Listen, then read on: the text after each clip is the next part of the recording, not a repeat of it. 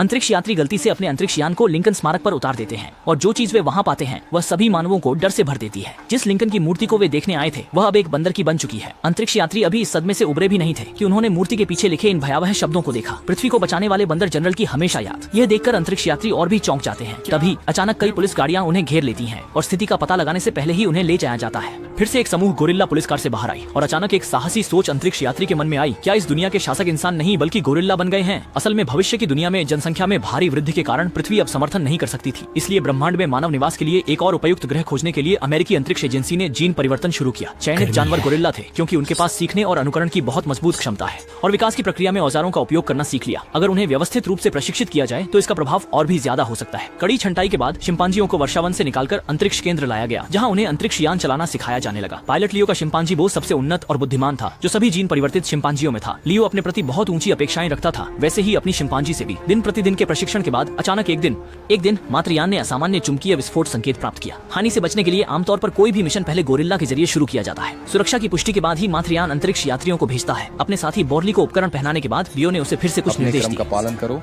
और घर आओ, समझे? घर। ऐसे मिशन 1000 नहीं तो 800 हुए होंगे और हर बार सफलतापूर्वक पूरे किए गए थे। लेकिन किसी ने सोचा भी नहीं था कि जैसे ही बर्ली ने अंतरिक्ष यान में बैठकर मातृत्व यान को छोड़ा और मैग्नेटिक स्टॉर्म के केंद्र की जांच के लिए रवाना हुआ तो नियंत्रण कक्ष के लोगों ने गड़बड़ी देखी। यान की दिशा निर्धारित मार्ग से गंभीर रूप से भटक गई और थोड़ी ही देर में हर संकेत खो गया। लियो बर्ली की सुरक्षा को लेकर बहुत चिंतित था। सभी के विरोध की परवाह न करते हुए उसने जल्दी से अपना उपकरण पहना, अंतरिक्ष यान में बैठे गया और चुंबकीय विस्फोट केंद्र की ओर जाने की तैयारी की, ये जांचने के लिए कि आखिर हुआ क्या है। मातृत्व जहाज से दूर जाने के कुछ समय बाद ही लियो के अंतरिक्ष यान में झटके लगे और इसी दौरान उसने बर्ली द्वारा चलाई जा रही अंतरिक्ष यान को देखा। लेकिन जैसे ही उसने ये स्थिति मातृत्व जहाज को रिपोर्ट की, उसने एक बैंगनी रोशनी वाले इलेक्ट्रोमैग्नेटिक बॉल को देखा। गेंद तेजी से बर्ली के जहाज की ओर बढ़ रही थी। बस एक पलक के झपकने में जहाज अचानक गायब हो गया। लियो कुछ समझ पाता तब तक वह खुद भी विद्युत चुंबकीय तूफान के हस्तक्षेप का शिकार हो गया। सभी उपकरण अचानक से काम करना बंद कर देते हैं।